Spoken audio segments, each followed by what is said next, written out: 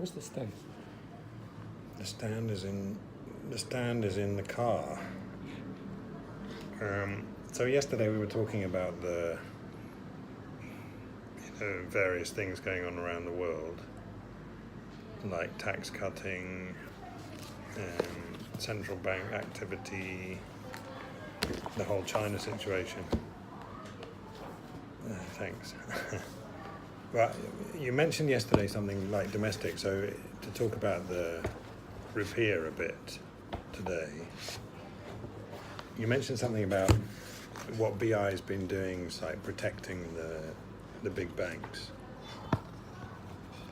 What did you mean by that?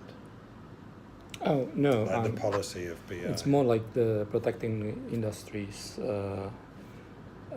because in financial system there are banks, there are securities company, which is more like investment company, and insurance company, pension funds,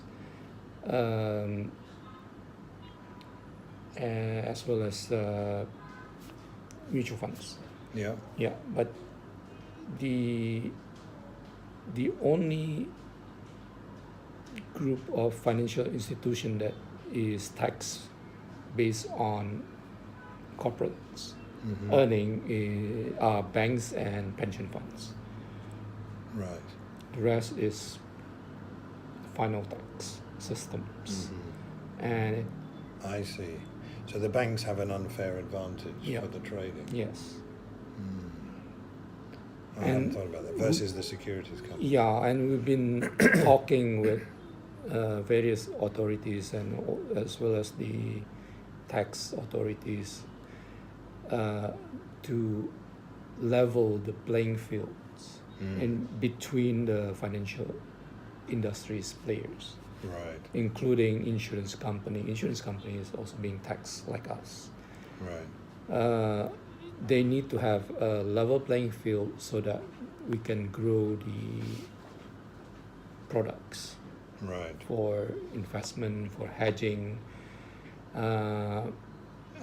If we have those kind of products, we're sure that the volume of capital market product will grow. Right now, when you're talking about BI increasing interest rates, there's no way investors can hedge themselves Right. from rising interest rates. Equity product is very volatile. Yeah. You need some kind of a mechanism to protect yourself from all these fluctuations with derivatives, with futures, product options. We have none of that Right. here. So it's in the sense like if you want to graduate into a mature market, you need all kind of this protection product to grow, Yes. to be established, so that investors will be comfortable entering into the market. When you, in the past, when you have double-digit interest rates, it doesn't matter. Let's say if interest rates goes up in US, Right. because you have such a huge Gap. gap in terms of returns compared to US interest rates. So the volatility would be less. Yeah, during that. but now it's like a very tight differentials. So when US goes up, your interest rate also has to go up. Right.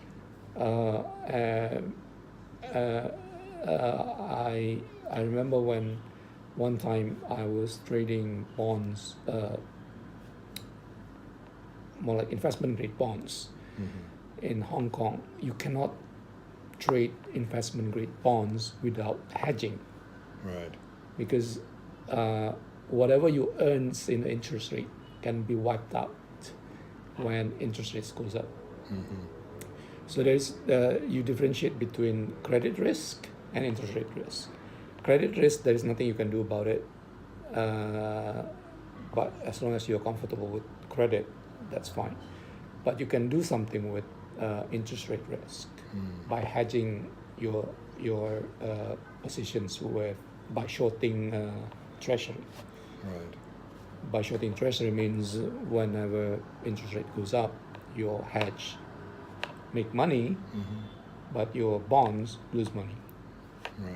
So it's sort of cancel out each other. Now we cannot do that here because our tax systems is going to tax us when we make money. It has to be. So that's even for okay, but the difference between the brokers and the banks is like in a bank treasury department, they can make losses and offset it against their gains. Yes. Yeah, and you can actively manage your exposure by shorting other bonds. But they're never going to take that kind of market risk that an investment bank would take. They're not going to develop those kind of products. Is that what you mean? Right now, they are prohibited by central bank. Right, they couldn't do that anyway. Yeah. So the people who could do that are the ones who are getting the not enjoying the final tax. Yes. So it doesn't develop. Right? Yeah. So the banks couldn't develop it even though they have the tax advantage. Yes. Very interesting. So there's quite a lot of things for BI to get on with, not only the interest rates, but also the But they are benefit. definitely interested to see this product developing because a majority of their income is from interest, and a lot of their portfolio in treasury are fixed rate bonds. Right. Portfolios. So the banks suffer also. When interest rate goes because up. there's no liquidity. When interest rate goes up, bank suffers because the price of the bond goes down. Yeah. But on the liquidity side, no problem because they can always repose their assets to BI for liquidity. But it doesn't say anything about the price risk and interest rate risk. And they may be able to do some swaps between banks, fixed versus floating, those kind of things, but there's none directly hedging. There is no instrument that they can use to directly hedging their bond portfolio from interest rate going up. Are we going to get this in 2019, do you think? What are the odds? I don't know. There have been, I guess, the awareness that there's need to be changes is there, but then there's a conflicting interest here because the tax authority will love to see fixed tax everything. Tax, because then they'll be able to measure how much collections they can get. Right. But then you don't grow anything. You don't grow the product lines. You don't grow volume transactions by taxing final tax. So what is it going to take then? What can change the situation? Who can change the situation? Somebody that's... It needs a person. Yeah, somebody on top. It needs somebody who has the power to do that. Understand. Because definitely on the tax side, there is no incentive for them to change anything. Yeah. Because the government needs the tax. Yeah. because of all their projects. But you can also argue that with all the volume that is going to be created by changing the tax systems, there will be more tax. There will be more revenue for the government. But this thing is you cannot prove that, right? There's no way you can prove unless you say, okay, let's try it for 2 years. Well, 3 years. this goes for all the tax. Yeah. Right? We were talking yesterday about the TEMA situation. I looked at the numbers, so that their operating revenue, operating cash flow from 2016 declined significantly to the 9 months of 2018, but their tax cash payment increased almost double. So they have a loss they have an operating cash flow loss, and they're paying double the tax that they were paying a couple of years ago. So a couple of years ago, the tax rate was 24-25% on a cash basis, and now it's infinite. What do you mean? It's greater Because than, there's a greater loss. than the okay. So yeah, there's a lot of these issues which need to be resolved. It needs somebody to stand up and say, look, we're not going to get more tax by doing this. We're going to get less tax because the companies are all going to disappear. I But guess interesting, the central bank is in a similar it's a different kind of.